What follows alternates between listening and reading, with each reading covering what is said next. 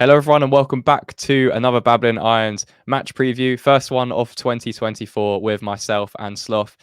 Taking on Brighton, a team we're notoriously bad against, but could actually do the double over this season after our somewhat surprising 3-1 win in the away fixture back in August. So a lot is going to change for this match with our team, with Brighton's team. They have a lot of injuries and suspensions, and we've obviously got two massive blows with Kudus and Paqueta, both going to be missing from the game through injury and obviously the AFCON situation.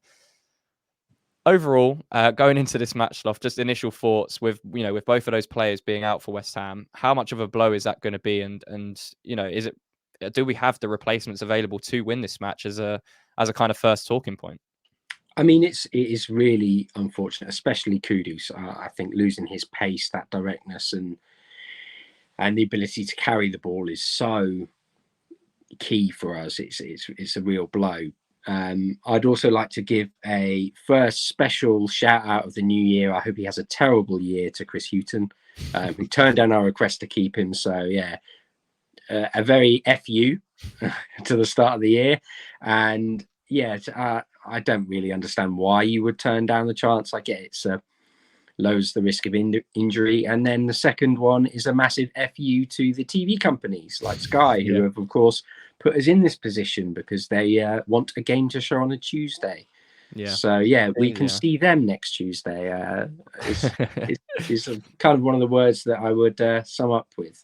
But it is a really tricky one. I mean, we're very lucky that Brighton are missing so many options, which we will touch on later. But I think it's just Paqueta and Kudus are such creative outlets for us. And one of the key things that, we want to hope to address in January is the fact that when we lose those players, you're looking at the likes of Ben Rama and Fornals. And while, I'm not, I don't want to sound too disparaging to either because they've done great things for us, but at the moment, this season, they're just not producing the quality that we've seen from them.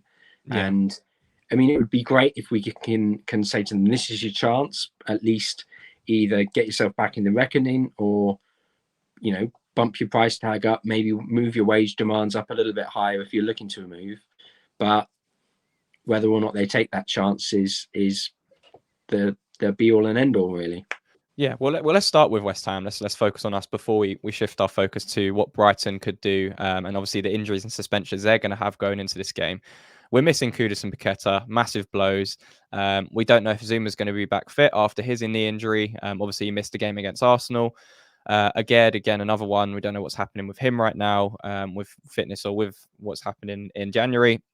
Obviously, Thilo Kehrer is not going to be available because he looks like he's close to a move away. So it could be Ogbonna Mavropanos at the back. So with that again in mind, with how Brighton play, it's set up pretty well against Arsenal. We were in that low block. We were able to kind of defend our box, and that's exactly what frustrated them.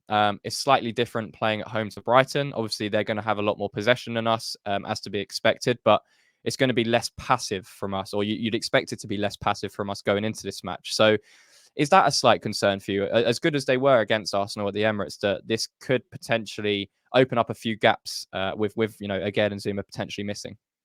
I think, the fortunate thing is, as I mentioned, the Brighton losses or in terms of personnel are massive.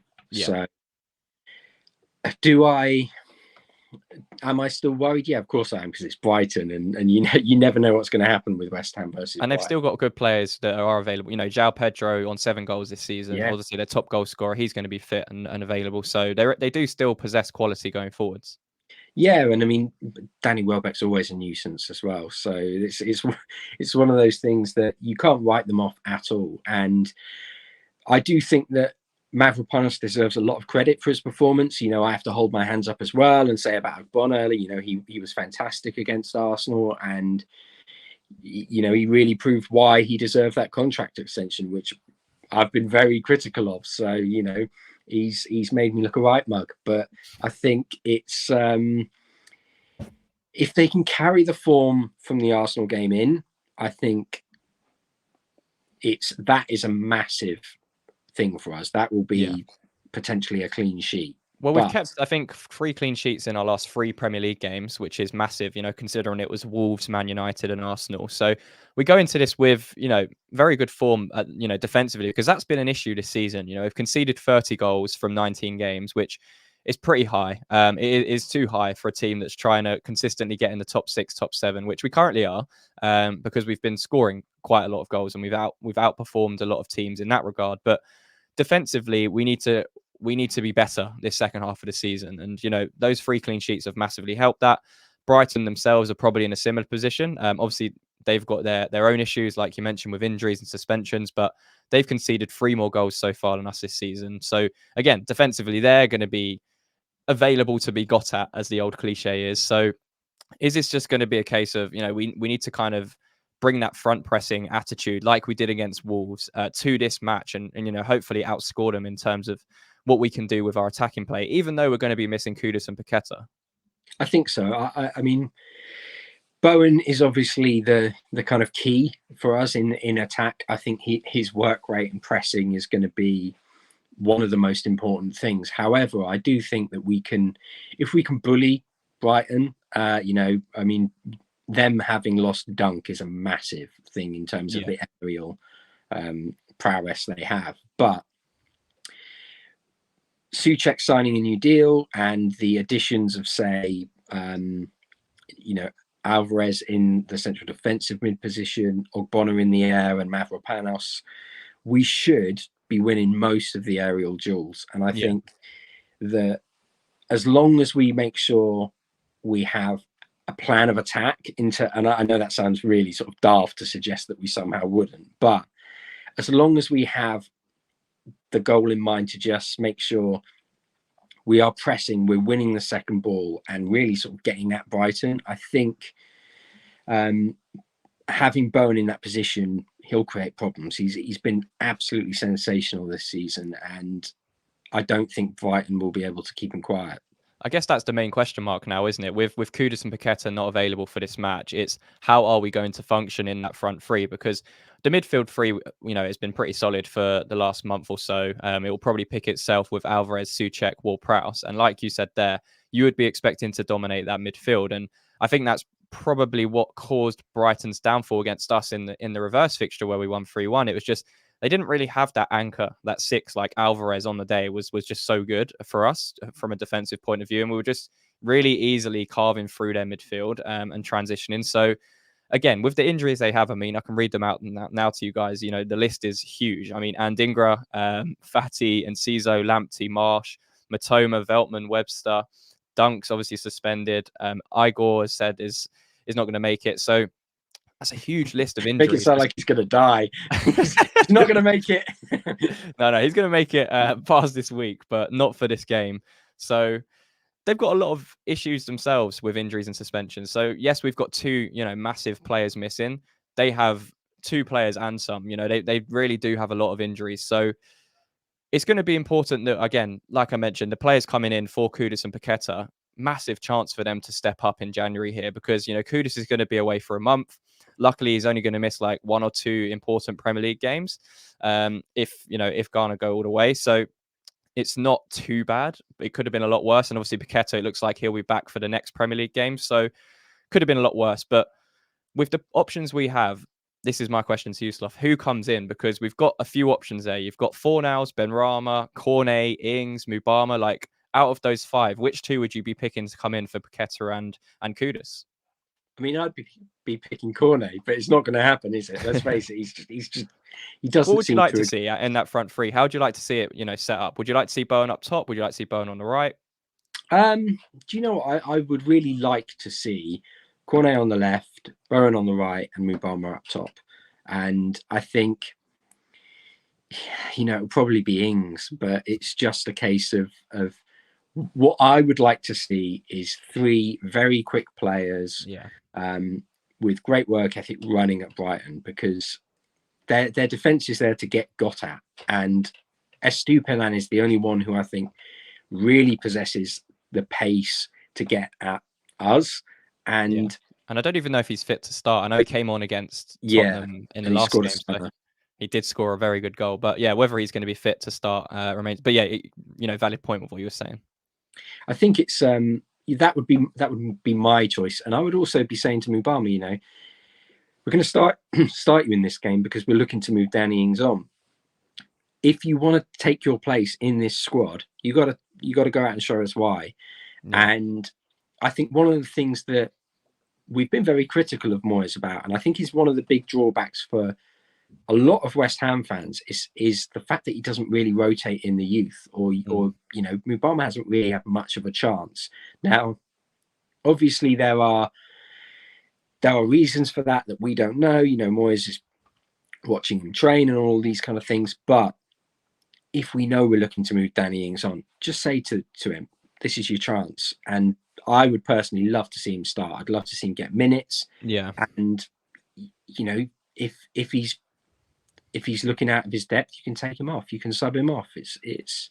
I think on the left hand side, I think Ben Rama will be pretty nailed on to start, especially considering he was the one that came on for Paqueta against Arsenal, and second half he actually did pretty well on the ball, a lot better than he has been recently. So I think he's probably earned that start just based off that cameo, and then it just comes down to how Moyes is going to operate with the central striker and on the right hand side. I personally think he's going to keep Bowen up top and play Fornals on the right. I don't think he's going to go with anything different than that.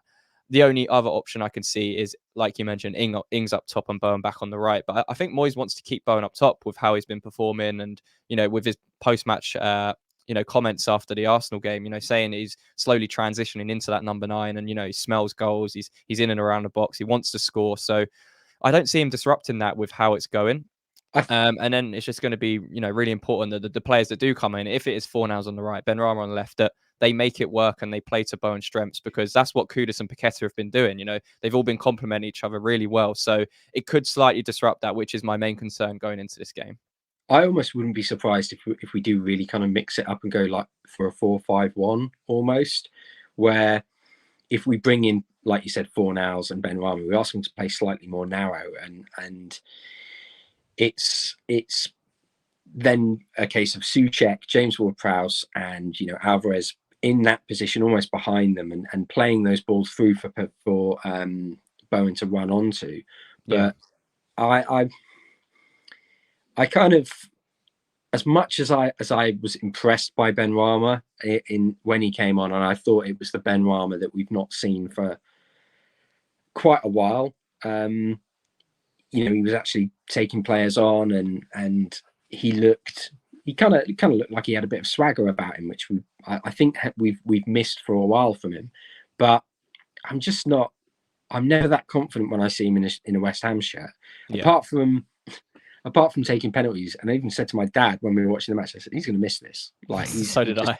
Yeah, he's going to miss it. And I think, given the rumours about him, are we going to risk him? What's going to happen? I think it would almost be. He is the best option and the obvious option in terms of form, but I'd kind of like to give Cornet a go and see him run at their defence. Well, if he's not going to get a chance, like this is really the game to try Cornet. I know we've got Bristol City in a few days in the FA Cup after the match as well, so maybe that will be his chance. But in terms of the Premier League, the likes of Cornet, Mubama, this is a game where it's going to be this game if they're going to get a chance, because, like I mentioned, Paqueta's, he said that he's going to be back for the next Premier League game. Obviously, Kudus is away. But then you'd expect, with what we're saying in the transfer market, maybe bringing in a left winger as well, that someone like Ben Rama could be shipped out. So there's a lot going on, a lot at stake for some of these players to try and get into that team and try and, make a statement. And in terms of, looking at the other side with Brighton, like I mentioned, they actually had a really good win against Spurs last time out, that 4-2 victory. They were 4-0 up and cruising for a lot of it. They actually changed how they've been playing just because of their injuries. They kind of went to a 4-3-1-2 with, not really wingers as such. They kind of penetrated Spurs in different ways with their possession play through the middle. And, they were just very good on the ball. And that's kind of what Spurs couldn't deal with, especially when they were trying to play that high line. We're a different obstacle. We're not going to play like Spurs. We're not going to play that high intensity press for 90 minutes. We're not going to play that high line, trying to squeeze them at every chance we can. Does that kind of work in our favor? The fact that they don't notoriously do well against teams like West Ham, who are going to sit in with that low block. And, hopefully we do have players on the counter attack like Bowen. If someone like Hornet was to come in with a bit of pace that could hurt them in those transitions. Is that the way we win this match against Brighton? I think so. I mean, it caught them out massively last time when we won 3-1. And the only issue is it is Brighton. So against West Ham, they always seem to do something and get luck. But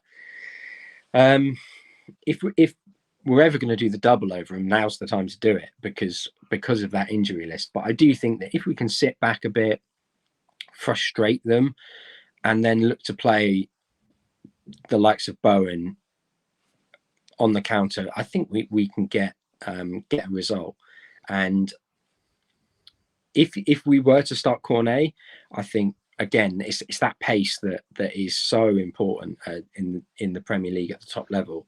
It's also a massive game in terms of, we keep saying it. If we keep winning and keep adding to that points tally in these types of games where teams are around us, it's going to put us in a massive position come the end of the season, because right now we're sitting in sixth on 33 points with a chance to go 4 points off the top 4 points off Arsenal with 20 games played.